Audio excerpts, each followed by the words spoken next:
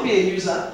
Make sure there is an exchange of value in your engagements. Of course, personal integrity is important. Be honest, be sincere, be believable. I'll talk a little bit more about it in a little while. I want to move a little faster. Relevant targeting is important. You know, I will take that, you know, there are two sides to that. One of the things that I said, I have a slide about lessons from men. One of the things I said in my slide about lessons from men is that men network across groups. Women tend to look for women who look like us, sound like us, dress like us, my type of person. And we find it easier to engage with those kind of people. But that limits you. So one of the things on one hand is, yes, you target a relevant group to what you're trying to accomplish or where you're going next. But at the same time, you develop the ability to network even with groups of people that don't necessarily do your kind of thing or are not necessarily in your line of business. Of course, plan your networking and know what you want to achieve. Follow up, be positive and self-assured, and sustained and focused effort is important. The biblical example is always the importunate widow. But at the same time, once you are importunate, don't also become a nuisance. So you need to balance that. Opportunities, partnerships, speaking and writing opportunities, opportunities to network in a way that aligns with your career and business goals. It is said that every human being on earth is only 4 connections away from you. I'm sure most of us have heard this, that there is no human being on earth that you want to meet, that you don't know somebody that knows somebody that knows somebody that knows them. And I believe it. And all you need to do is just think, pick a name that you think is the wildest, maybe, you know, Barack Obama. Then you will find that you know somebody who knows somebody who knows either the president or the president-elect of Nigeria or of another country who knows the president of the US. So, if you understand that everybody that you may ever want to reach is only 4 contacts removed from you, then you will understand the importance of connections. So there's some people that when you network, it's not everybody you network with that will ever be directly relevant to you. But they're just a link in the chain that links you to those you want to know. And that's why it's important to not say, the only thing I have in common with this person is that we both like Chelsea. The problem with our generation is that most of us don't even like it, you know. But at least I thank God for the next generation, because you find out that my daughters are just as passionate about football as my son, and I like it because it's another bridge for them. So the point I'm making is that men are able, for example, to network and to relate with people whom the only thing they have in common with is that they both like the same football club. But we kind of feel like, you know, the person has to be my type of person, look like me, act like me, dress like me, talk like me before I can relate with them. But once you recognize that with networking, the importance is the links. So this person is a linkage along that line of links that can get you to people that you need to get to. Of course, having intelligent and knowledgeable individuals in your cycle or in your circle provides access to advice and expertise. And I'll tell you what happened when I was preparing for this presentation. I put it out on LinkedIn and I said, I'm going to be, you know, speaking to female directors on networking. Inputs are welcome. 2 gentlemen that I have never met before in my life. One was called Joshua, the other is called Roland, who are on my LinkedIn network, submitted articles. So one submitted 4, another one submitted 2. Doesn't it make my job easier? So all I had to do was to go and read a couple of Forbes articles, an HBR article. I read it and it enriched the quality of what I have here to present. I mean, what can beat that? It's just a clear demonstration of the importance and the value of networking. Of course, one of the benefits of networking is that it raises your profile, so you are more visible. It helps to build your reputation as a knowledgeable and a reliable business professional. What did I do? What can we learn from men? Men tend to retain contacts for a lifetime. For those of us who are married, it's not unusual for your husband to pick a call from some old schoolmate, old school friend that they have not seen in 2-3 decades, but they retain contacts, and if they run into each other at a social gathering, it's very easy for them to relate. Now, we tend to get close to people who have relevance to our lives at some time or phase or the other, and then we forget about them. But some of us are getting better because Mrs. Ashaya and I think we have kept the contact since, it's over a decade now, am I correct? It's over a decade now that we were in the same environment, and then we just stay in touch and keep in touch. But his old schoolmate for the same position, to the old schoolmate of his brother, who happens to be the president or the chairman of the board that is going to take the decision. And so as you are still dreaming about that position, somebody has submitted somebody's name for that job and they have finished the interview, and you are the most qualified by all means. Your CV is impressive, it's amazing. But because there is nobody, it's kind of like the man that said, I have no helper of my own. You know, when the angel comes and stirs the water, there is nobody to help me and put me there. But the thing with men is that they have helpers. And it's not even helpers of their own, they just have helpers. They have helpers that they met in the, you know, when they went to, they met at the pub or whatever. Now, secondly, men do not congregate along the line. They're not fond of cliques. I think one of the greatest obstacles to networking is this, our tendency to have cliques.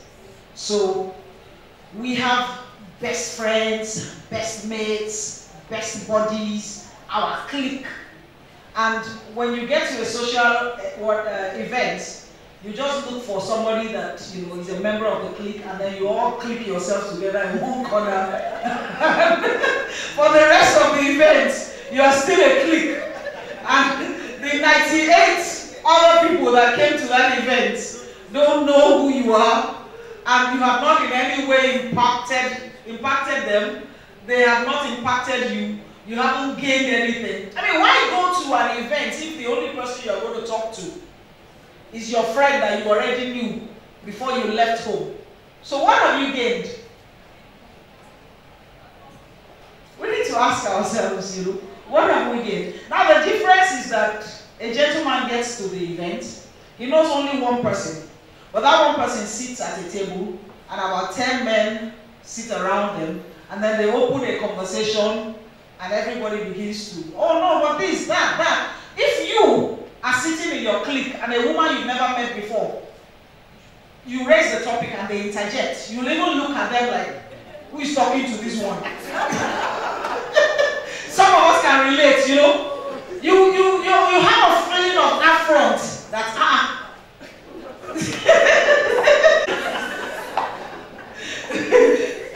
am I correct? We were having a very long time. I don't remember how we used to end it. Time kiss, God bless you. We were having a very long time kiss. Where did we start? I mean, how did this one? I mean, what people in a bar, they don't know this gentleman from Adam. But they raise a topic, say, now you me. And they continue and they enjoy themselves, and then when the conversation is over, guess what happens? Everybody brings out their card, and then at that stage, so you are, I need to come and see you, my man. I need to come and see you. We have a proposal in your company. It's been sitting idle for 6 months. And the guy says, come now. I mean, after 2 hours, you know, during which time they both discovered that they love Man U. In fact, the fact that the guy likes Man U already, he's your brother. You get what I'm saying? Because, so you both strategize together and everything. So he's your main man. One of the things that I find very funny, because sincerely, indeed, men are from Venus and women are from Mars, or the other way around. It's so true. My husband comes home and says, I have a Orewakon. Our friend is burying his mother. And I say, where? He says, in Lorry. And I'm like,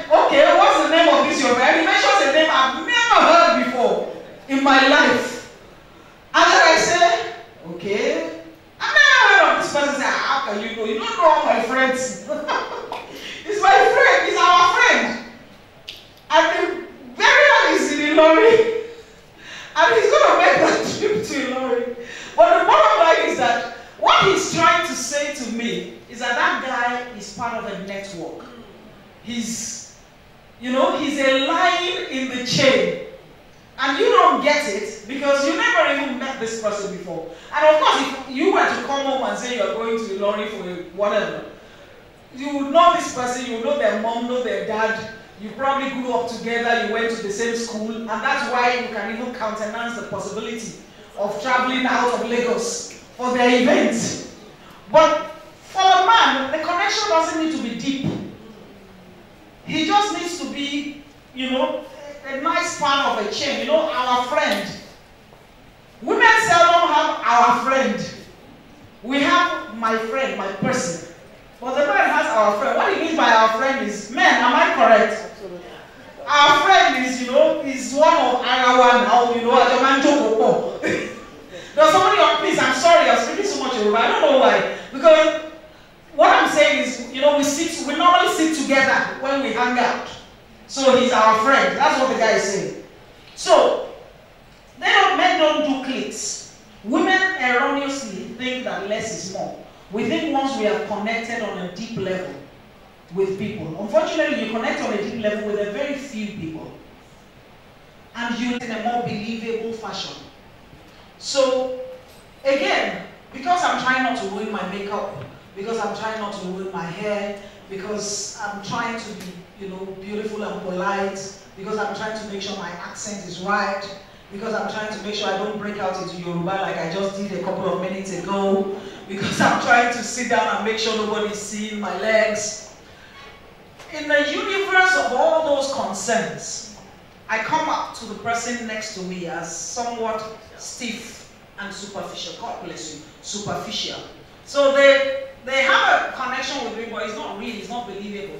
So when they go away, they don't necessarily feel like, you know. But with the gentleman, you know, they've met together over a beer, they're laughing, they're, you know, relaxed, they're themselves. And when they go, they do feel like, yes, that man was real with me. When he told me he loved Chelsea, it's because he loved Chelsea. It's not because, you know, he was just trying to impress me.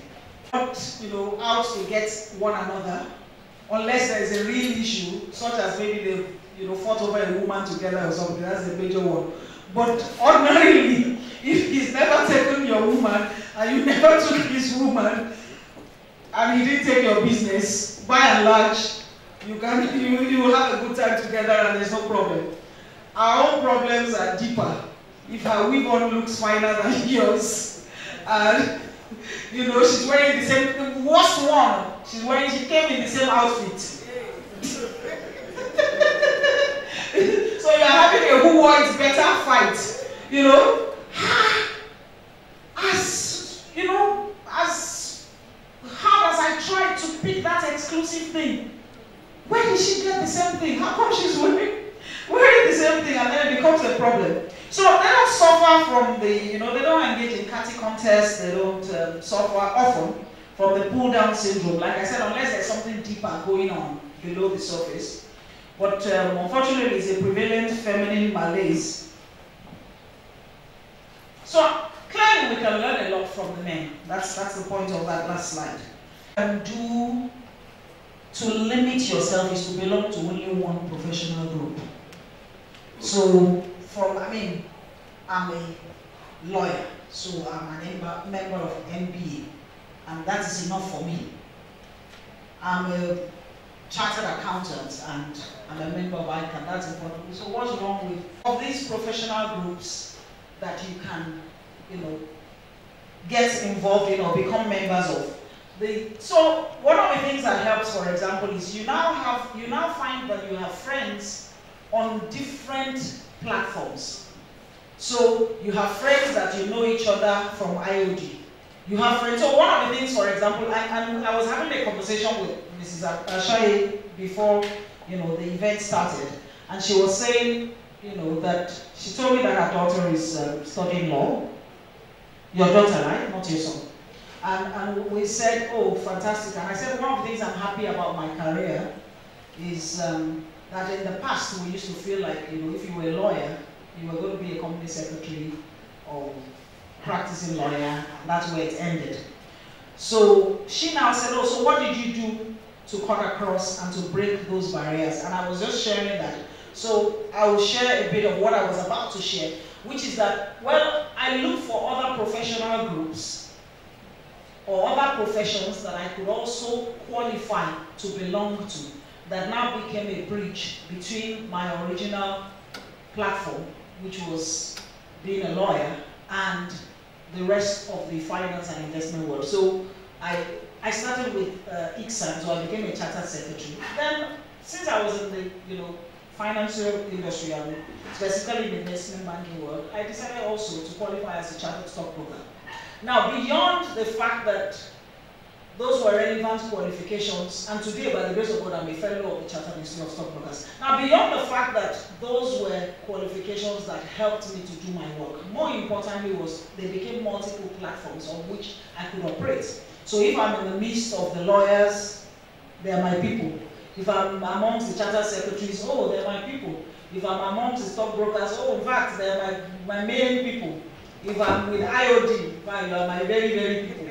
If I'm amongst women, in fact, you are my number one. And honestly, it's one of the things, again, you can learn about men. They're not into exclusivity. They're into inclusivity.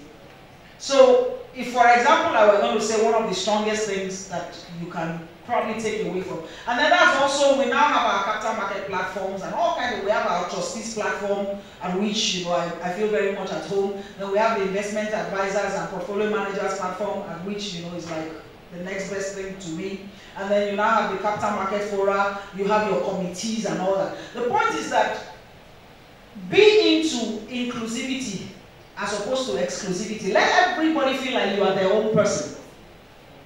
Then you have more people rooting for you. So, if I ask the trustees who are here now, that am I your person? I know Mrs. Osula will say any day, you get what I'm saying? If I ask the lawyers, oh, am I your person? Absolutely, you're our person. Oh, if there's a stockbroker here, yes, so you are our main person. So, bottom line is, you need to belong to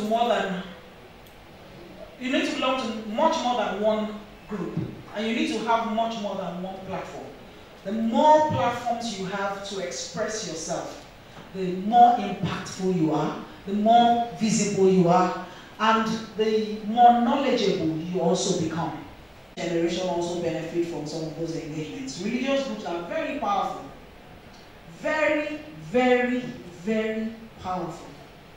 And I'm not saying not just for spiritual reasons. Again, the same way people get very emotional about your sports, whatever.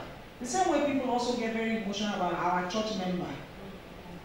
So again, you need that's another constituency that you need to have rooting for you. And you get the point I'm making. I'm sure Vice President-elect, a key contributor to him being on that ticket was the platform that he represents. And everybody who is a member of that platform has a strong sense that this is our person. So you can't, religious groups are very important. And like I said, not just for spiritual reasons, but like they say, bodily exercise profited little. But that little, get it. So the point being that, yes, your first reason for being in a religious group should be to find God.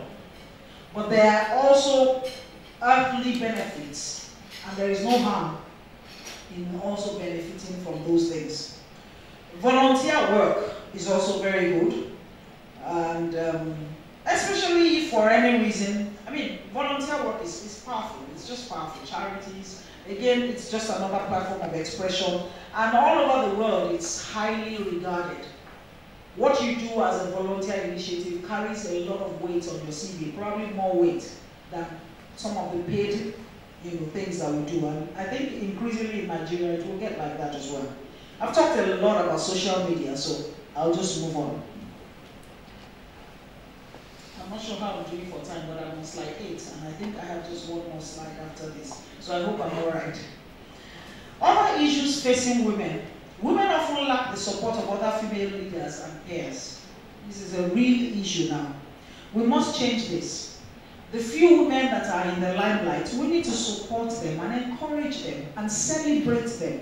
The way we have celebrated one another here today needs to happen more. And then those who have made it across the bridge need to pull up and encourage those who are coming behind. Because that way we're making, it saddens me when I remember that we are 49.3% of the population of this country.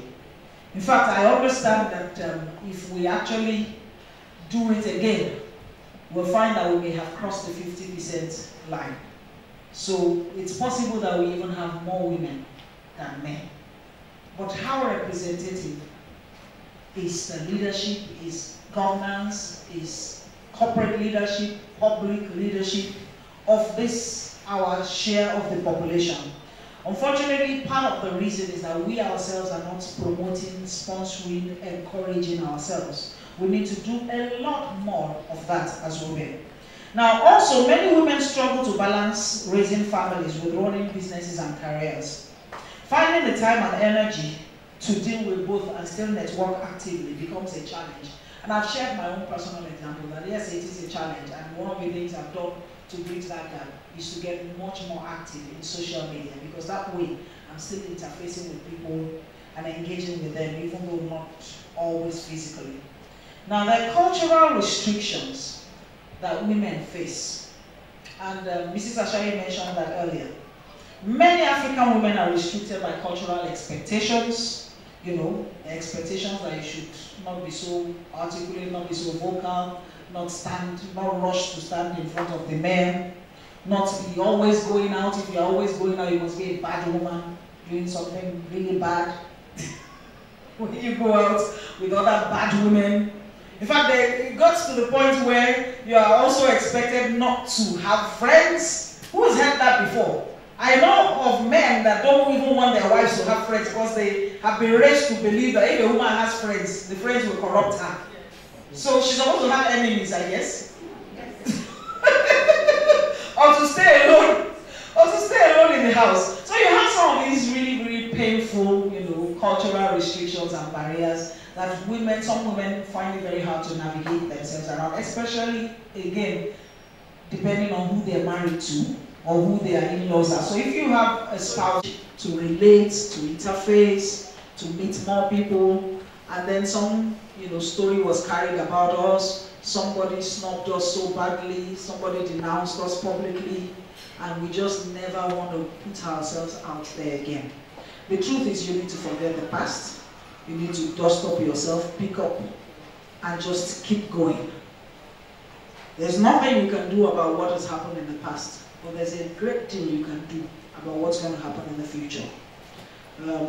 Public criticism and rumors. A lot of women have been victims of unjustified, baseless criticism and rumors. And the one thing we can do, I have two ways of approaching this. The first one is, I very much believe in the biblical injunction that says, you pardon me, I already told you I'm a pastor, that says that abstain from every appearance of evil. So I think that we ourselves can also protect ourselves from some of these rumors by being careful about our conduct. Now, beyond that, I also know that there are lots of things that get thrown at women that don't have anything to do with how she conducted or didn't conduct herself. Now, I think if you look at the mirror and you like who you see, then you should just keep going on. You have to learn to ignore some of these things and just be yourself. And know that the most important thing is that your God knows who you are. And you also know who you are. And then you don't allow yourself to be distracted by all those stories. So be true to yourself and ignore lies. In closing, I want to share my own personal principles that is a sum of the positive relationships in my life. My symbol is the cross. For me, the vertical line in the cross represents the relationship between me and God, which I want to make sure at all times is right and unhindered, and there's a free flow of communication. So if I do something wrong, I ask Him to forgive me so that I can move on. The second line is the horizontal line, and that's the relationship between you and other human beings. Nobody exists in isolation. You can't achieve much. If God intended you to walk alone and to live alone, He would not have put you on this earth. We certainly not have put you in a country with a population of over 170 million. We all need one another. So you are a sum of all the relationships in your life, and you need to make sure that you are engaging positively with people. You are making a positive first impression, second impression, third impression. When you miss it, because sometimes we miss it, we have moods. Sometimes you meet somebody and they cut you off on the on a really bad day, wrong side, and if you get an opportunity, you quickly go back to them and apologize and make it good, and then you keep moving on and make up your mind that you're going to be nicer to the next person that you meet down the line, because there will always be a second chance and a third and a fourth chance to be the person that you wish you were last week when you met that lady at the cocktail and she smiled and tried to say hi and you snapped at her. Whew. I think who you know allows you to maximize what you know. What you know is all well and good and wonderful, but it's very much limited by who you know. And I think that's the central theme of what we're talking about here. Mutual exchange of value is critical. Eventually, and I've said this earlier, everyone can spot a user and they'll learn to flee in the opposite direction. So if no value comes from you to other people, eventually they will avoid you like the plague. Be authentic and sincere. Make no false promises. One of the things that we do is in a bid to be popular. Somebody asks you for something, you're not sure whether you can deliver, or you even know you can't deliver, but now you've been told you should network and be nice to people. So you tell them, oh yeah, sure. We should be able to do that. Oh, your niece needs a job. Absolutely, just meet me in the office on Monday morning, And then you don't deliver, and then you make a worse impression. So it's still always very good to under-promise and over-deliver. Be authentic and sincere. That's what I just said. Be helpful every chance you get. We've talked about it. It never hurts. And then for me, the golden rule trumps it all. Do unto others as you will have them do to you. So if you are in a cocktail and you wish somebody will smile at you, please smile at somebody. If you wish somebody will talk to you, please talk to somebody. If you wish somebody will, what else? Give you introductions and whatever. Please give somebody introductions as well. And I think if we follow those guiding principles, we will do very, very well. On that note, I want to thank you very, very much for the opportunity to take about 50 minutes of your time this afternoon and to share these thoughts. And I hope they have been beneficial to everyone. Thank you very much.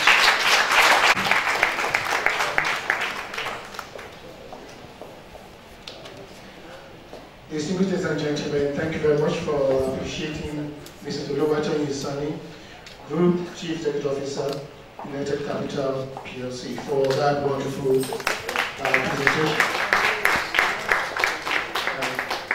To make sure we keep to time, we will actually take questions and answers from you. But before I do that, just to actually acknowledge some of our guests, we have in our midst the representative of the Honorable Commissioner for Commerce and Industry of Lagos State, Mrs. Senako. She is represented by Mr. Kim Adeni, MNIF, Director of Commerce, and the guest comments. Note them, and Mrs. Sunny will now. A question for Mrs. Sunny, please let's have it now, so that we talk about politics. And she said she wanted to go to politics. And I encouraged her from Osun State, and I said, okay, please go ahead. She made a trip to Osun State with her cousin, and when they came back, I said, what happened? You don't seem so keen anymore. Apparently there was a fight at the world level. And she said, how do you expect me to actually cope with that? Don't you really, what kind of husband do you call yourself? So the question is, how do we encourage more women to become involved in politics and take political offices with the prevailing socioeconomic factors? Justice Okobi, and first of all, I wish to congratulate IOD members for inviting me to this occasion. Mrs. Sani has given an excellent paper on issues for women networking to the top. I just want to call your attention to those issues that are taken for granted, but are very important. If women will get to the top, it will be too cold or lonely for them at the top. Because it's not easy for those of us Mrs. Fadayomi, Mrs. Akonde, Taiwo, a few of the oldies, which I'm one of them, will share with you. This journey started in 1973, and it's that journey when the UN asked for an administrative machinery for the integration of women in this development that made it possible for all of you to be able to do and say what you're doing today. In the 70s, it was not easy. First of all, the men didn't think women had problems. There's no discrimination in Nigeria. They'll tell you all that women are even more popular. However, we've passed that stage. The stage we are now is this. I want women and the society to realize there is a burden we have. Child rearing, childbearing, family responsibility and stability. It's something not talked about, but every woman knows that this is a serious issue when you are climbing to that top. And for you to be a superwoman and a super director at the same time, believe you me, it's not easy. Some of us have been there. We are coming down, but we've been at that top. And I'm sharing with you the need to put into consideration those issues. I think last week or 2 weeks ago, children were kidnapped, and everyone said, oh God, how can she pick somebody from an online agency? What could she do? You want to be at the top, at that top, there's no woman or man. You have to do exactly what you're supposed to do. And then you have these children, what do you do with them? You have a board meeting. So getting to that top, my dears, is not easy, and you have to know how to go along with all these other issues. Then we have to get society. When I was in the ministry, I was women director for so many years. And all the policies, Mr. Conde was in Federal Executive Council. We had to write all the memos. There is need for society, especially corporate bodies. We had that proposal where they should have crutches for women to work. Women need help to perform that duty. You have to pick a nanny. Unfortunately, there are no skilled nannies. When we were in the ministry, we had courses for daycare assistants to help you. Sometimes you are flying, your children are crawling, and that is the truth, because you need your children to uneducated people to look after your children, and the result is not what you expect. So, my sisters, it's very important that we incorporate these issues in our journey to the top. Because if you want to look at it with all due respect to men, since you are here, no matter how top you are, your husband will look at you as if to say, excuse me, where's my tie? This one, that one, that one, that one. They never even see you at that top. I'm sorry. And if unfortunate doctor or lawyer or whatever you are. So please, and thank you for giving me this opportunity. I didn't come with a prepared speech, but think of these issues and work with the men. Finally, the most effective networking for women. Men will do this for you for their own reasons. But to a woman, wherever you are, Mrs. Akonde knows. When they ask you to nominate somebody, men nominate us. Do we nominate ourselves? No. It's very important. Thank you very much.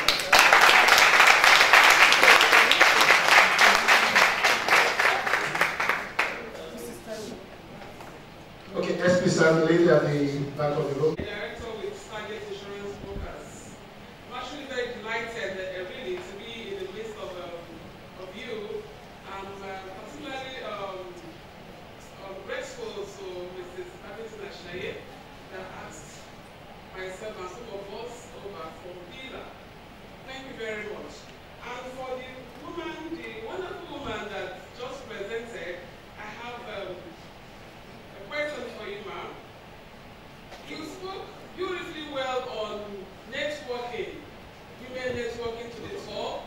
You raised very salient issues. Now, as you were presenting, you brought up an angle of how you have about 5,000 friends on LinkedIn, and you also have that again on Facebook and all that Twitter. I want to ask you, how do you practically manage that relationship at that level with your children? They will be watching you. Okay, mommy is on Facebook, on Twitter, she's on LinkedIn. You know, how do you manage children of this age that would ordinarily want to keep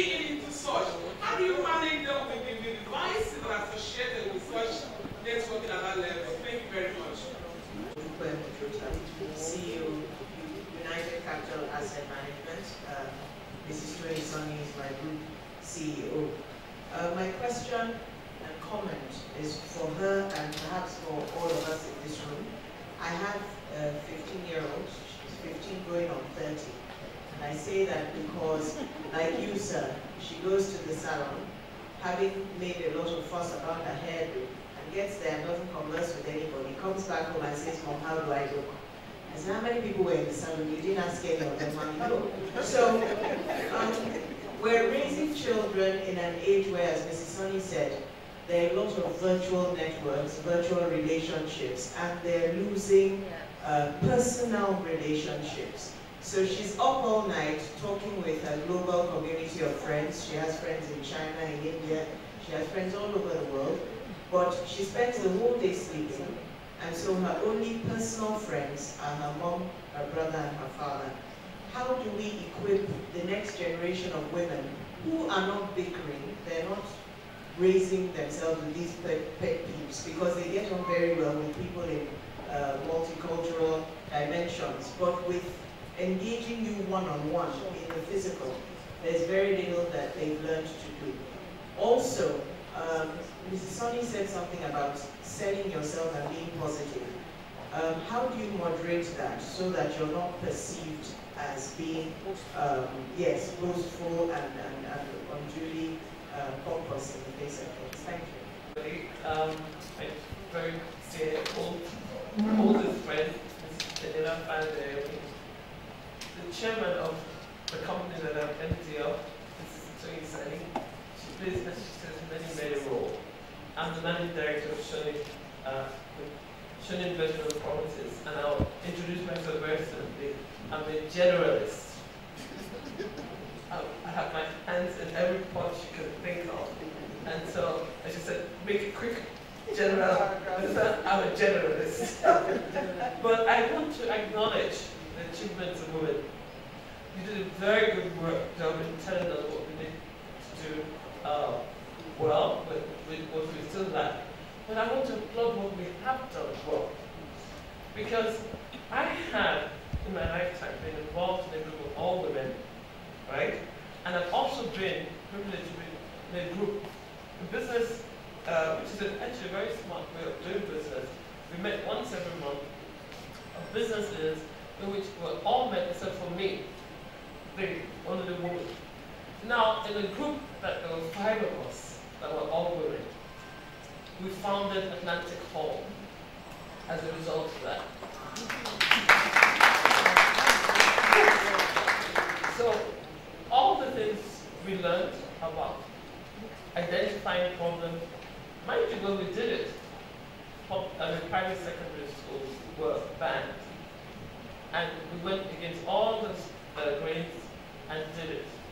Again, when I was a group with all men, and I tell you, the chief executives, I don't know if anybody not know about it, but no, this is all the chief executives of all the banks, of all the industries. We spent 10 years, and men are gossip. I'm sorry, they gossip. Men are competitive, especially when they're in the same industry. They are vicious. And I said to them, listen, you guys, I mean, I was the queen of that group, as they call me.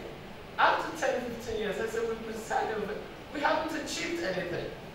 I said, you know, I met with a group of us women, and we came out of it with Atlantic Hall. We have been meeting for this year, and you cannot even agree that one of us should run, one of them was interested in politics. And instead of that, 3 of them ran for 3 different political appointments. I mean, in different parties. So I think we should give ourselves women a resounding clap for what we have done.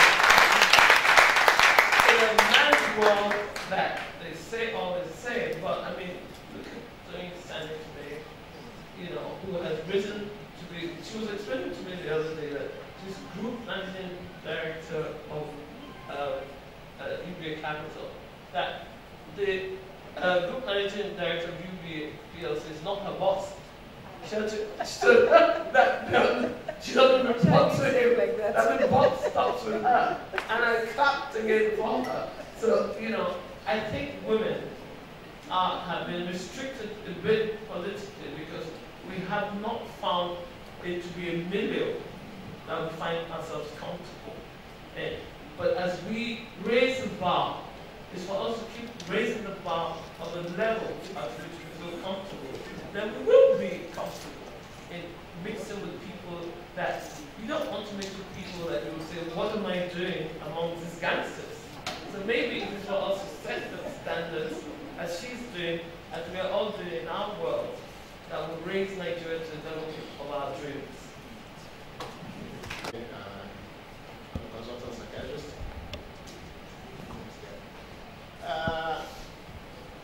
I listened to the presentation and it was a very brilliantly done, but also delivered in a very relaxed and relaxing manner, which says something about you, I think. And I'd like to say that that attitude and that general is actually the exception and not the rule. And part of the message that we should take away from here is that being in the minority, in any minority, is a very challenging thing. In the boardroom, the female, and I'm not just talking about Nigeria,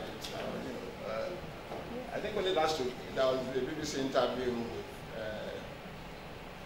with the first lady to be the director of the stock exchange or something, which is income, some powerful office in the city, in the UK. And she was talking about herself and about her journey.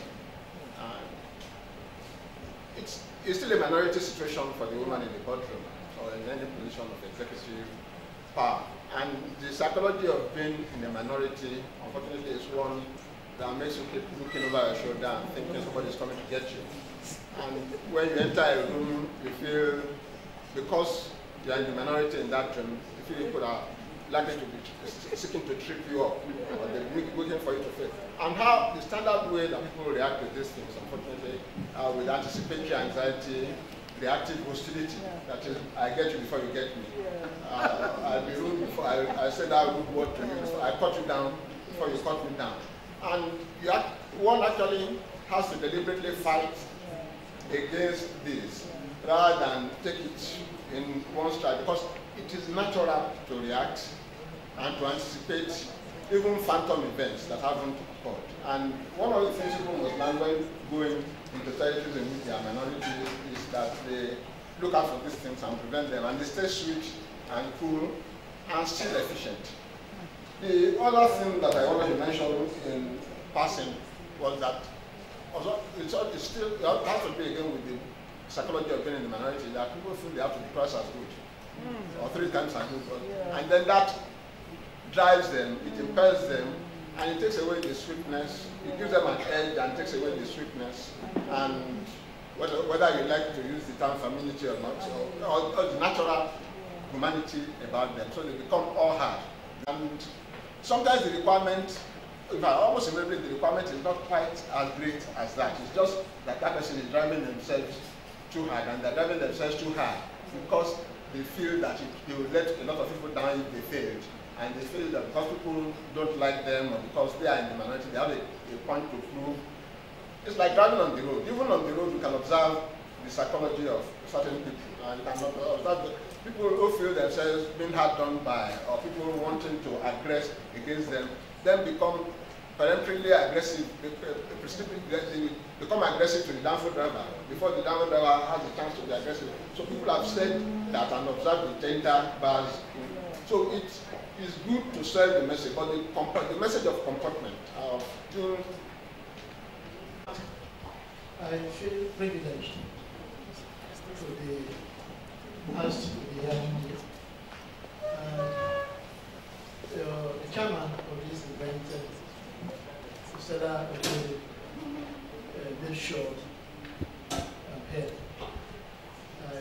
He didn't tell me he was not going to be here. But I feel confident because I have so many of my friends there. Friends of 20, 40 years before. I implored one of them to send me to Mrs. Akadu. when I called my friend before. Because we've been a long-time friend, and she put up about the issue. And somehow, my invitation did not get to me. And so the next dinner we were, I said, come on, get us, my friend before. I mean, the thing about this is that so much has been said by paper, etc. And that an expose. I didn't know women know so much about themselves as I knew this morning. And I couldn't just fault anything there. And I want to congratulate you for quite a good job done. The first lady, I don't know her name, mother, is 1973. And after that, several other moves